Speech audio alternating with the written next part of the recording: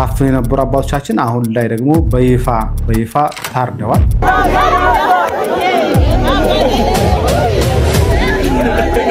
በምስራቅ ሸዋ ሀገረ ስብከት በሚገኘው ጥንታዊ የዝቋላ ደብረ ከዋክብት አቡነ ገብረ መንፈስ ቅዱስ ገዳም መጋቢውን ጨምሮ 4 አባቶች በታጠቁ ኃይሎች መገደላቸው ተገለጸ። ዛሬ በሰኔ 15 2017 ዓመተ ምህረት በታጣቂዎች የተገደሉ ሲሆን የተወሰኑ ታፍነው መሞታቸውን ተገልጿል።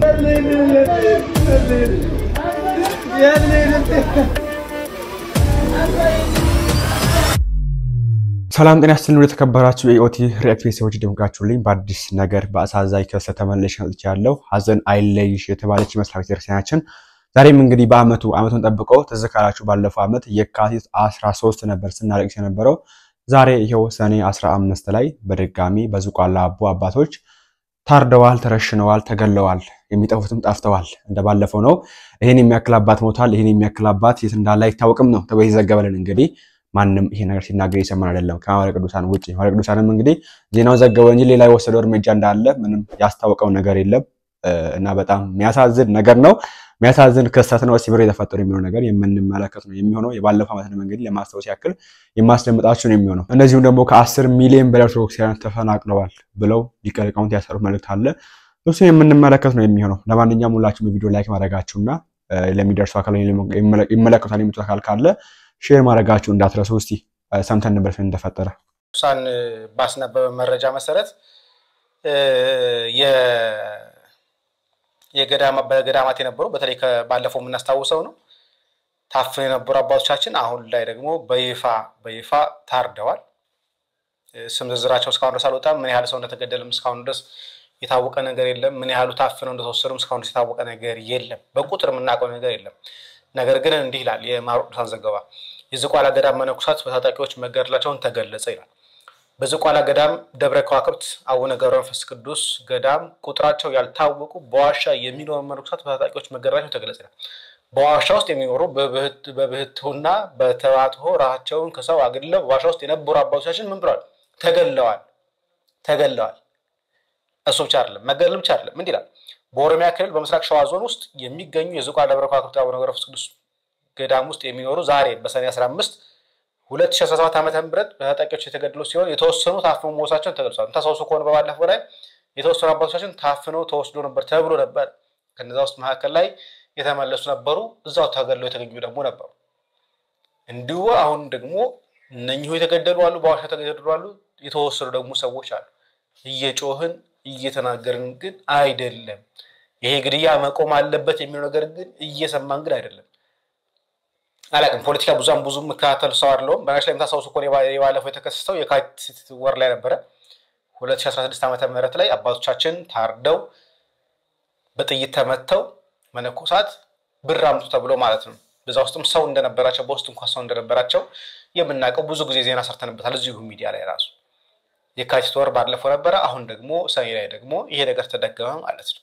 አባቶቻችን ለመጸለይ አባቶቻችን እየተገደሉ ነው ያሉት። እንደሰማችሁት እንግዲህ በጣም ልብ ይሰብራል፣ በጣም ያሳዝናል። እግዚአብሔር አምላካችን በረከታቸው ያሳደረብን የሰማዕታት በረከታቸው ይደረብን ለማለት ፈልጋለሁ። ግን ይሄ ነገር ተረጋጋ። በጣም ባለፈው አመት እዚህ ካላችሁ ወደ ኋላ ተመለሱና ከአንድ አመት በፊት ፖስት ያደረኩትን ቪዲዮ አይተቻላችሁ። ብዙ ቦታ ስላለ ቲክታክ ላይ ገብታችሁ ዝቋላው ብላችሁ ካደረጋችሁ ብዙ ቪዲዮ ይመጣላችኋል። ቀጣይ ማስመለከታችሁ ለሚሆነው ለነዚህ አባቶች ጥበቃ ይደረግላቸው። እነዚህ አባቶች በየአመቱ እከለሞተ እኔ የሚያክል አባት ሞተ ታፈነ ሲባል እንሰማለን። ይሄ ሁላ ምክንያት ምንድነው? ታጣቂ ኃይል ነው መተው ይደለ ይባላል። ኦኬ ለምን ገደለ ሲባል ደግሞ ገንዘብ አምጡ ተብሎ ነው ይባላል። እሺ መንግስት ነበር እኔ ምን ላድርግ ነው ያለ መንግስቱ። ትዝ ይላችኋል ወይ ነገ ብቻ በሆነ ሰዓት ላይ ቪዲዮ ማስደምጣችሁ ነው የሚሆነው። ያንን ጉድ እኔ ምን ላድርግ ነው ያለው መንግስት ባይዘው። ኦኬ ፍርድ ማርሻል ማን ነበር ስማቸው ባላስታውስም ብርሃኑ ጁላ እንደዛ ነው ስማቸው። ብቻ እኔ ምን ላድርግ ኦኬ እንዴት ላድርግ ነው የሚል ነገር እኛ የጠየቅነው ባይዘው። ተገለው አባቶች ተገለውብን እነዚህን አባቶች ለማጠብቋቸው እንዴት ይገራው ስንል እኛ ምን እናድርግ የሚል መግለጫ ነው የወጣው። እንዴት እንጠብቅ እየጠበቅን ያለነው ነው። እየጠበቃችሁ ያችሁት እየሞቱ ነው ያሉት። ባጠብቁ ይሻላል እኮ እዚህ ሁሉ ኦኬ ራቸውን ከናንተ እንትን ብለው ራቸውን እንዲጠብቁ። በጣም የሚያሳዝን የሚያሳፍን ተግባር ነው እንደዚህ እየተፈጸመ ያለው። መንግስት አለ ይባልበት ሀገር ታጣቂ ኃይል መጥቶ የሆነ አባት ቤተክርስቲያን ገብቶ ገድሎ ሄደ። አንድ አባት ቢሆን እኮ ጥሩ ነው። ሁለት አባት ቢሆን እኮ ጥሩ ነው። አራት አምስት አባቶች በየቀኑ በየአመቱ አመት ተጠብቆ ሲሰው ያያየን እንዴ ነው ዝም ብለን የምንቀመጠው? እንዴ ነው የምትለው? መንግስትስ ምንድነው እንዴ? የሆነ አካል የሆነች የመንግስት አካል እኮ ተሰደበች ተብሎ እኮ ነው ሀገር ሲቀወጥ የነበረው ሰዓት ላይ ባለፈው ወንድማችን ነጋሽ ሰርቶ ነበር ተዝህ ካላችሁ አዳይቻ ቤት ተሰደበች ተብሎ እኮ ነው ተሰደበች ተብሎ ማን ሳይታወቅም አቃዊ ግን የሚባለው ሲቀወጥ ነበር ሰዎች ተፈረው ታስሮ ነበር እዚህ ጋር ሲገደል ግን ኦኬ የሃይማኖት አባት ሲገደል ምንም ዝጭም የለም ቅድም ሰምቻችሁ ነበር አባታችን የኔታ ይባቤ በዳንኤል ክብረት ትእዛዝ ታስሮ የሚዜና ወጥቶ ነበር ነገ ተገደለ ይባላል በጣም ያሳዝን ነገር ነው ስንት የቅኔ መምህራን ይሞታሉ ስንት የቅኔ ቤት መምህራን የሚያስተምሩበት ቤቶች ይቃጠላል ቤተክርስቲያን ይቃጠላለች ትዘረፋለች እንዲያ አባቶች ይሰዋሉ በየአመቱ ቤተክርስቲያን ስደት ሁሌም የተለመደ ነው እንግዲህ ግን በእኛ ዘመን በጣም በዛ በጣም ከፋ የሚያስጠላ ነገር ነውና ብቻ እግዚአብሔር አምላካችን ነፍሳቸውን ይቀበል የነሱን በረከት ለኛም ተደር ለማለት ፈልጋለሁ ባለፈው አመት ምን ሲሆን ነበር እስቲ ድምጽ ያሰማኑ እንዴት ነበር የሚለው ነገር ላሰማችሁ ማርቆስንም ዜና ሰርቶ ነበር ባለፈው አመት ሁሉም ሰርቶ ነበር ላሰማችሁ ለማንኛው ሰበር ዜና በምስራቅ ሸዋ ሀገረ ስብከት በሚገኘው ጥንታው የዝቋላ ደብረ ከዋክብት አቡነ ገብረ መንፈስ ቅዱስ ገዳም መጋቢውን ጨምሮ 4 አባቶች በታጠቁ ኃይሎች መገደላቸው ተገለጸ።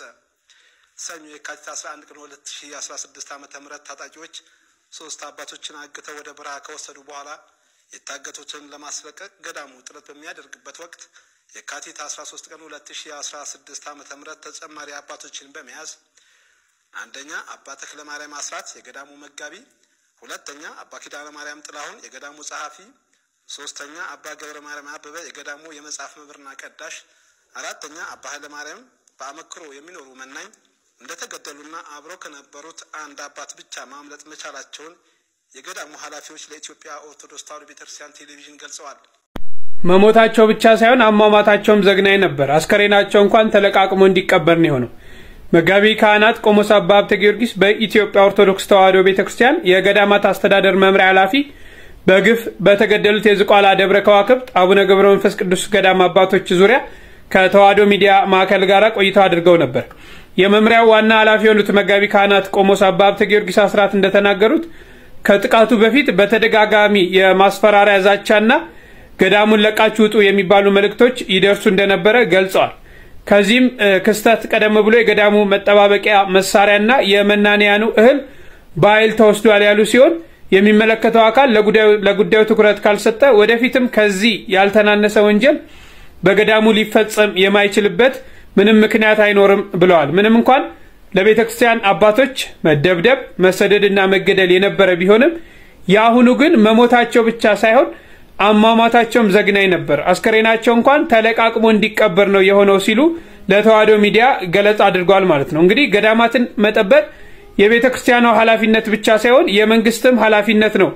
መንግስት ከፌደራል እስከ ክልል ባሉ የጸጥታ መዋቅሮች ገዳማትን እንደማንኛውም ተቋም ሊጠብቅ ይገባል በማለት ተናግረዋል ማለት ነው። እንግዲህ በመጨረሻም በሀገር ውስጥም ሆነ ከሀገር ውጭ ያሉ ምዕመናን ባስከፊ ሁኔታ ውስጥ ለሚገኙት ለዝቋላ ደብረ ከዋክብት አቡነ ገብረ መንፈስ ቅዱስ ገዳም መናንያን በገዳሙ ህጋዊ አካውንት በኢትዮጵያ ንግድ ባንክ ማለት ነው ሁላችሁም ድጋፍ እንድታደርጉ ሲሉ አባታዊ መልእክታቸውን አስተላልፈዋል ማለት ነው።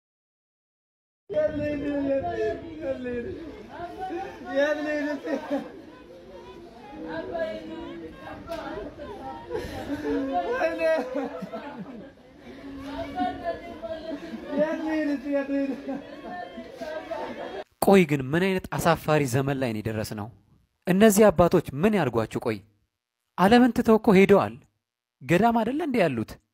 ይሄንን ግርግር፣ ይሄንን ፖለቲካ፣ ይሄንን ህዝብ፣ ይሄንን ዓለም ሁሉ እኮ ትተው ንቀው ሄደዋል እኮ ገዳም።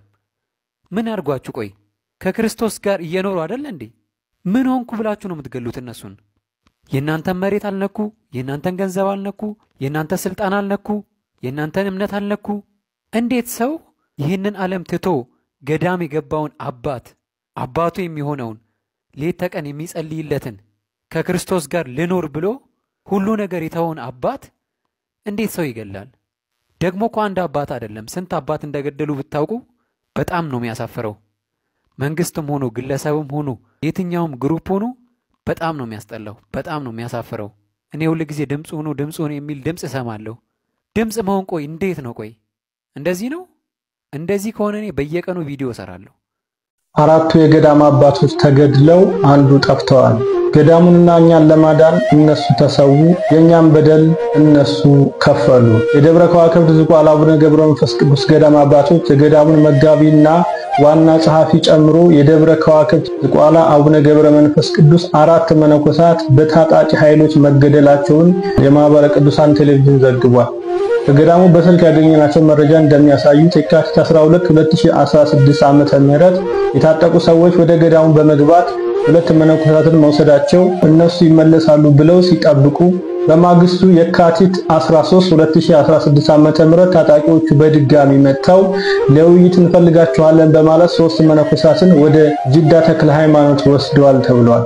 መነኮሳቱም ለውይይት ሲባሉ ችግር የለውም እናንተ አባቶች እዚህ ቆዩ፣ እኛ አነጋግረናቸው እንመጣለን ተረጋጉ ብለው ታጣቂዎቹን ተከትለው ከገዳሙ ሄደዋል። ቀኑ ሙሉ ስልካቸው ክፍት እንደነበረ አመሻሽን ማግኘት ባለመቻላቸው ተጨንቀው የአካባቢው ምዕመናን ሲጠይቁ 4ቱ መገደላቸው እንደተነገራቸው፣ አንደኛው አባት ግን ተለቀዋል ቢባልም እስካሁን ያሉበት እንዳልታወቀ አባቶች ለጣቢያችን በእንባ ተናግረዋል። በታጣቂዎቹ የተገደሉ አባቶች አባ ተክለ ሃይማኖት አስራት የገዳሙ መጋቢ፣ አባ ኪዳነ ማርያም ጥላሁን የገዳሙ ዋና ጸሐፊ፣ አባ ገብረ ማርያም አበበ ቀዳሽ ካህን የመጽሐፍ መምህርና የገዳሙ አስተዳደር አባል፣ ባህታዊ ኃይለ ማርያም ስሜ የገዳሙ አስተዳደር አባል ሲሆኑ እስካሁን ያሉበት ያልታወቀው ደግሞ አባ ኪዳነ ማርያም ገብረ ሰንበት ናቸው። ገዳሙ በተደጋጋሚ በታጠቁ ሰዎች ብዙ ጥቃት እንደሚደርስበት ነገር ግን መፍትሄ እንዳላገኙ በመግለጽ የአሁኑ ጥቃት ግን በቃላት የማይገለጽ ነው ብለዋል። ገዳሙና እኛን ለማዳን እነሱ ተሰዉ፣ የኛን በደል እነሱ ከፈሉ፣ ጻድቁን አገልግዬ እዚህ አርፋለሁ ሲሉ ደመ ከልብ ሆነው አፈራቸውን ሳይቀምሱ ቀርተዋል ሲሉ መረጃ የሰጡን አባቶች በከፍተኛ ሐዘን ገልጸዋል። በጣም ያሳዝናል፣ ልብ ይሰብራል።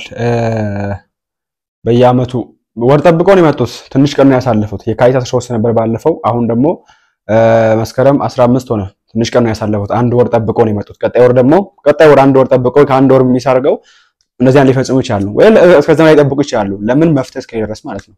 ምንም የሚጠብቃቸው አካል እስከደረስ ገብቶ እንደፈለገው ይዘርፋሉ። አታርጉ ነገር ሲባል መግደል ነው። ማን ነው ታጣቂ የሚባሉት ሲጀምር ኢትዮጵያ ውስጥ እንዴ? መንግስት ነው ታጣቂ አለ እንዴ? በዛ አካባቢ በቤተክርስቲያን አካባቢ መንግስት የሚያውቁ ታጣቂ አለ? ኦሮሚያ ውስጥ ላይ ነገር ዝቋላ አባ ያለው ኦሮሚያ ውስጥ መንግስት የሚያውቁ ታጣቂ አለ? በስንት ደረጃ የማይተው ታጣቂ አለ እንዴ? እንዴት ነው በየጊዜው ሞቱ ሲባል ታጣቂ ገለው ሄደ ታጣቂ እንትን አደረገ። ማን እንደገዳቸው አይታወቅም፣ ማን እንዳፈናቸው አይታወቅም፣ የት እንዳለ አይታወቅም። እንዴ ከኢትዮጵያ ግን በጣም እንዴት ነው የማይታወቅ የት እንዳለ? እንዴ ጉድ እኮ ነው። እንዴ በጣም የሚያሳፍን ነገር እኮ ነው። ከዛ ከዝቋላ ርቆ እኮ አይሄዱም። አይዘው ይፈለጉ ማግኘት እኮ ይቻላል ቢፈለግ ስላልተፈለገ እንጂ ለራሱ ስጋት ስላላቸው ነው እንጂ ምን ከኢትዮጵያ ይዟቸው አይወጡም። እቺስ ታፈኑ የተባሉትን እንኳን ተገደሉ የተባለበት የደሳቸው ያገኙ ሲገኝ ልብ ይሰብራል እኮ በጣም ተበጣጥሰው ምን ሆኖ ተጥሮ ነው የሚገኘው። ከሞታቸው አመማታቸው ራሱ የከፋ ነው ብለው ነገ ይዘገብልናል። ሰማላችሁ ነገ ተነገረ እንሰማለን። ዛሬ እንግዲህ ያወጣበት ምክንያት እነዚህ ተገደሉ የተባለባቶች ራሱ የኔሬሳቸው አልተገኘም። ነገ አመማታቸውም የከፋ ነው የሚል ነገር ይዘገብልናል። በጣም ያሳፍራል። መንግስቱ ምን ያለው ያልን የምንገኘው መንግስቱ የት ነው ያለው? በቻምላክ መጨረሻችን ያሳመረልን። በዚህ የተነሳ እንግዲህ ትዝጋላችሁ በጣባታችን አባይናታ ኤሊ ያስተማራን ትምህርት ነበርና እሱን ላስመልከታችሁና ከ10 ሚሊዮን ብር ኦርቶዶክሳውያን ተፈናቅለዋል። ማንንም የተናገረ የለም። እሱን የምንመለከት ይሆናል። ገዳማውያን እየተረሸኑ ነው። ገዳማውያን እየታረዱ ነው። የአብነት ተማሪዎች እየተረሸኑ ነው። ገዳማት እየተዘጉ ነው። ይሄ ሩቅ አይደለም። ሀገር እግዚአብሔር ተብላ ሲነገርላት የኖረች ሕዝብ እግዚአብሔር ተብሎ ሲነገርልን የኖርን 24 ሰዓት እግዚአብሔር የሚመሰገንባት 24 ሰዓት ስብሐተ እግዚአብሔር የማይቋረጥባት ሀገራችን ኢትዮጵያ ዛሬ የደም መሬት እየሆነች ነው። 24 ሰዓት የእግዚአብሔር ምስጋና የማይቋረጥባቸው ገዳሞቻችን ዛሬ መከራ ላይ ነው ያሉት፣ ስቃይ ላይ ነው ያሉት። ክርስትና ዛሬ እየተሰደደች ነው፣ የደም ዋጋ እየከፈለች ነው። ሃይማኖታችሁን አስቡ፣ ዘላለም አንኖርም። ጨክኑ ክርስቲያኖች፣ ጽኑ በሃይማኖታችሁ፣ ሃይማኖታችሁን ጠብቁ፣ ክርስትናችሁን ጠብቁ፣ ታሪካችሁን ለልጆቻችሁ ንገሩ፣ ሃይማኖታችሁን ለልጆቻችሁ አስተምሩ፣ አስተምሯቸው፣ ንገሯቸው። ሺህ ዘመን አንኖርም፣ ለዘላለምም በዚህ ምድር ላይ አንቀርም። እንሄዳለን ሁላችንም። እውነትን ይዘን ብንሄድ ይሻለናል። እውነትን ይዘን ብንጓዝ ይሻለናል። ሃይማኖታችንን ጠብቀን ብንጓዝ ይሻለናል። ይሄ ትምህርት እንግዲህ በየአውደነቱ በየጊዜው የሚሰጥ ትምህርት ነው። ጸባችን እድሜ ጤና ይስጥልን። ግን ማን ይሰማል? ሰሚ አጣን እኮ በጣም ባይዘው ለእንደዚህ አይነት ነገር መግለጫ አይወጣም። ባይዘው ለእንደዚህ አይነት ነገር መግለጫ አይወጣም። አንድ ደፍሮ ይናገራል የሚባል አባት ነበር ነው እሳቸው አቡነ አብርሃም ናቸው። እሳቸውንም አስወጧቸው። ከዛ አንድ እንደዚህ አይነት ነገር መግለጫ ሲወጣ አላየንም። ግን ባለፈው ስብሰባ ላይ የምን መግለጫ ነው የወጣው? ቲክታክ እና ዩቲዩብ የሚሰሩ ልጆች ተጠንቀቁ፣ አትስሩ፣ ካሁን በኋላ ድምጽ አትሁኑ የሚል ነገር እኮ ነው የወጣው። በጣም የሚያሳፍር እኮ ነው።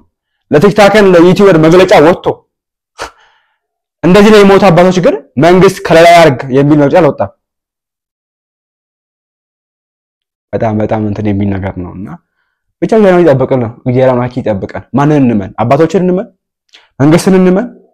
ማንን እንመን? እንዲሁ ማን ነው ተስፋ የምናደርገው? ከእግዚአብሔር ውጪ ማንንም የለንም። ከጌታችን ከክርስቶስ ውጪ ራሳችን ከሆነ ከክርስቶስ ውጪ ማንንም ተስፋ የምናደርገው የለም። እሱ ይጠብቀን። ማርናታ እያልን እንኖራለን። እየሞትንም ቢሆን ማርናታ እያልን እንኖራለን።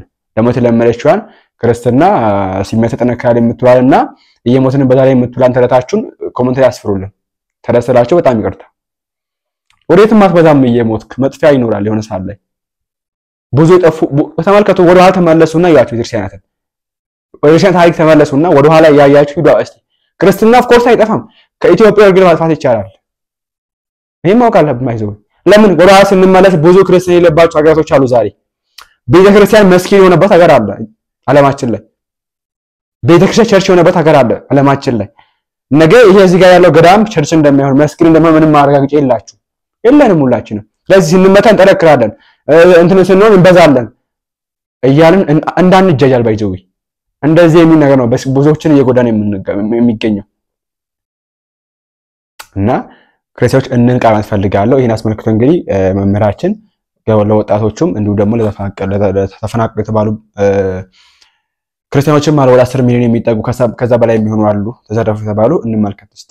የክርስቲያኖች መላላት፣ የቤተክርስቲያን መሪዎች ባዶነት፣ ሁለቱም ተደማምረው ቤተክርስቲያን ላይ ድቀት ቀጠሉ። አንዱን መቀናኘት አይችሉም። ታስባላችሁ? እንደው ደስ ይበላችሁ እኛ ጋር የሚባለው ደስ ይበላችሁ የተባለ እኛ ክርስቲያኖች ንስሐ እንገባለን፣ ክርስትናችንን እናስቀጥላለን፣ ቤተክርስቲያናችንን የመጠበቅ ኃላፊነት አለብን። ኦርቶዶክሳውያን ወጣቶች ቤተክርስቲያን ባለቤት ናቸው። እንደው እናንተ መባጣሉ ያገባችሁም ሌላው ለኛ ጣሉት የሚል አይሰራም። እንደው መቃጠላችሁ ሄዱ እኛ በቃ እናውቅላችኋል፣ አይሰራም። ቤተክርስቲያን ሁሉም ባለቤት ነው፣ መጠበቅ አለበት። ታየኮ ኢትዮጵያ ኦርቶዶክስ ተዋሕዶ ሰምታችኋል። 10 ሚሊዮን ያህል ኦርቶዶክሳውያን ተፈናቅለዋል። ለ10 ሚሊዮን ማንጮህ ከ3.25 ቢሊዮን በላይ ንብረታቸው ወድሟል። ማንጮህላቸው ትልቅ ሀብት የነበራቸው ለማኝ ሆነዋል። ማንጮህላቸው አባት ያለው ጮሃል እንዴ? አልጮህም። ይሄም ጮህ አለብን። ይሄ አንድ ሆኖ ማሰብ ይጠይቀናል። አይ ምን አገባቸው እንዲሆነ አንዳንዶች የለም ፖለቲካ ማለት ነው። ቤተክርስቲያን አትቃጠል ማለት ፖለቲካ ነው። ክርስቲያኖች አይሞቱ ማለት ፖለቲካ ነው። በህልውና ኑሩ ማለት ፖለቲካ ነው። የቤተክርስቲያን መዋቅር ይከበር ማለት ፖለቲካ ነው። አባቶች ይከበሩ ማለት ፖለቲካ ነው። ፖለቲካ ማለት እኮ አንተ ወረድ እኛ እንንገስ ወይም ሌላ ጉዳይ ከሆነ ነው። እኛ ያልነው ኦርቶዶክስ መሆናችን ወንጀል አይደለም ነው ያለው። ኦርቶዶክስ መሆናችን እንዳንኖር አያደርግም ነው ያለው። ቤተክርስቲያን የጥቃት ማዕከል ሁናለች። ሳትገፋ ሳትበድል ወራሪ ዘራፊ ተደርጋለች። ስሟ ጠልሽቷል። ምንድነው በደሏ? ሳትበድል ለምን ሆነች ነው ጥያቄያችን። ይሄ ይመለስላት፣ ይስተካከል። ይሄን አይነት ጥያቄዎች ሲነሱ የምንቀጠቀጠው በራሳችን ዱላ ነው። የቤታችን ወይ አያውቁ ወይ አያሳውቁ ወይ አይጠይቁ ወይ አይጠየቁ ወይ አይማሩ ወይ አያስተምሩ ወይ አይረዱ ወይ አያስረዱ። ቸገረን በጣም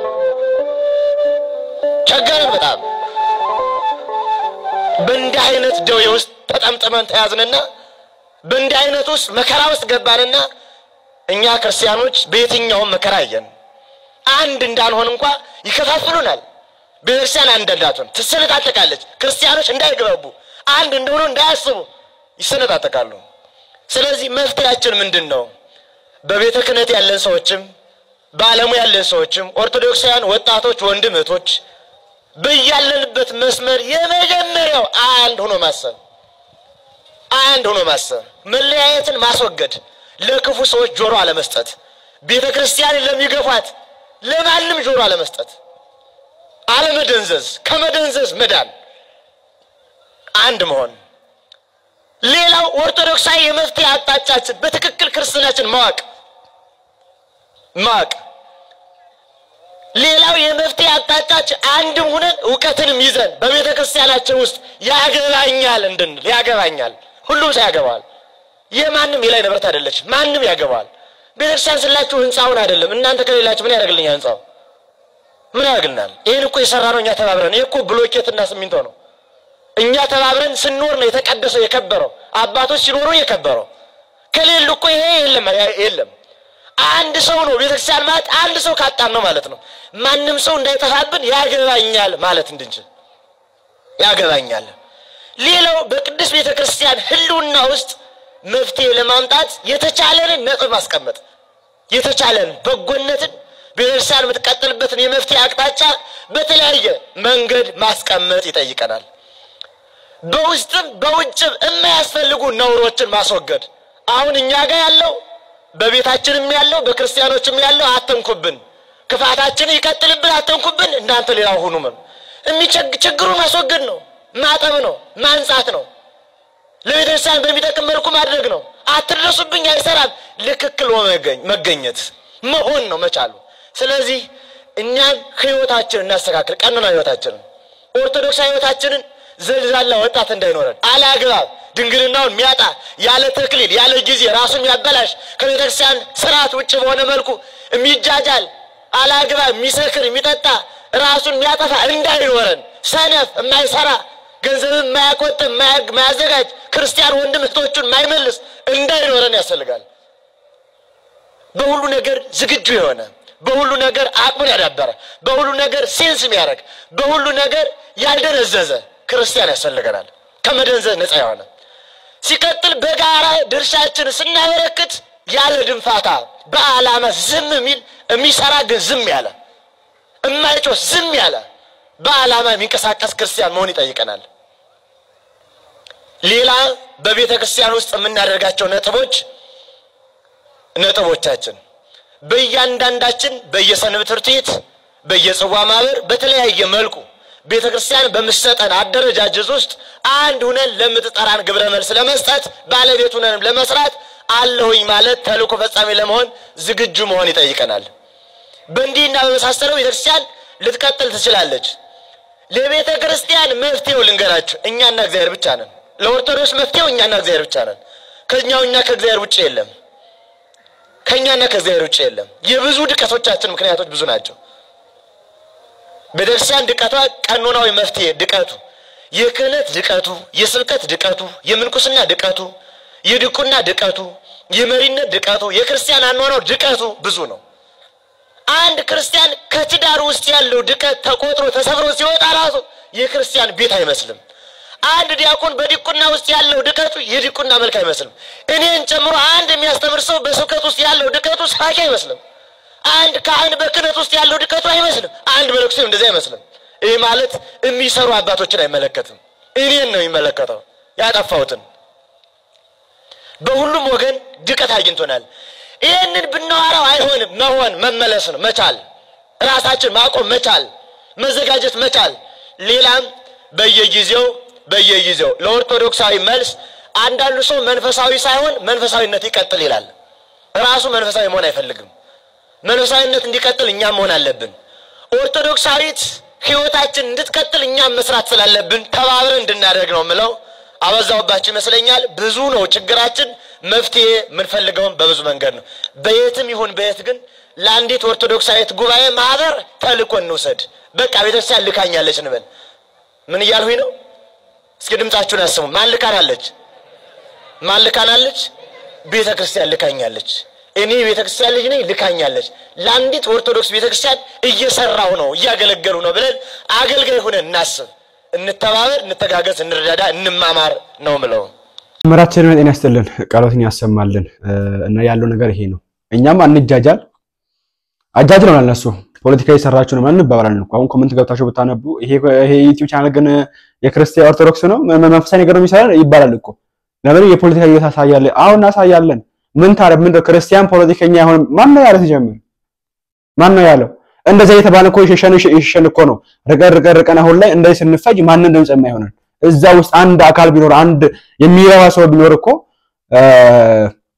እንደዚህ ዛሬ ባልሞት ነበር፣ ዛሬ እንደዚህ ባልጠፈን ባልቀነስን ነበር፣ ባልተበደለን ነበር። የገባም ካጆን ይቀመጣል እዛ ውስጥ ነውር እኮ ነው በጣም። እና አስነዋሪ ኮሜንት ማትጻፉ፣ አስነዋሪ ቪዲዮ ማትስሩ። ከበቻሽ ነገር ለክርስቲያን ድምጽ ነው ለክርስቲያን ይጠቅማል የምትሉ ነገር ሁሉ አድርጉ። አለቀ በቃ። ኦኬ ራሳችንን መስዋዕት አድርገን በቻልነው አቅም ለክርስቲያን ይጠቅማል የሚለው ነገር ሁሉ እናድርግ እስቲ። የዛን ጊዜ እናያለን ምን እንደሚፈጠር። ዛሬ ግን እየተጃጃለን ምን ብዙ ምናው ነገር ነበረ። ግን ሆድ ባሪ ቃል ይባላል። ምን ተብሎ ምን ላይ አይጫንም ስለሚባል ይቅርብን። ለማንኛውም አዲስ ነገር ካለ ያቸው የሚቀርብ ነው የሚሆነው። የሞት አባቶቻችን እንግዲህ እግዚአብሔር አምላካችን ነፍሳችሁን በአብርሃም በይስሐቅ በአጸደ ገነት ያኑርልን። በረከታችሁ ይረበል ለማለት ፈልጋለሁ። አዲስ ነገር ካለ ይላችሁ የሚቀርብ ነው የሚሆነው። በተለይ በዛ በዝቋላ አካባቢ የምትገኙ ክርስቲያኖች ካላችሁ መረጃው ያላችሁ ከስር በኩል ቴሌግራም ሊንክ ያለ የገባችሁ ያለው ነገር ብታስረዱ በጣም ደስ ይለኛል። መደወል ትችላላችሁ። ስልክ ያሳይቻችሁ ሰው አዲስ ነገር ላይ የምንገናኝ የሚሆነው የዛሬያችን ይወስ ነበር። አይሆፕ አዲስ ነገር ሰማችሁበት መረጃ እንደወሰዳችሁበት አልጠራጠርም። በቀጣይ ባሪፍ ነው አስተማሪው እስከ ምን ነገር ያደርሱላችሁ ቪዲዮ ላይክ እና ሼር ሰብስክራይብ እንዲያረሳ ቸር ቆዩልኝ።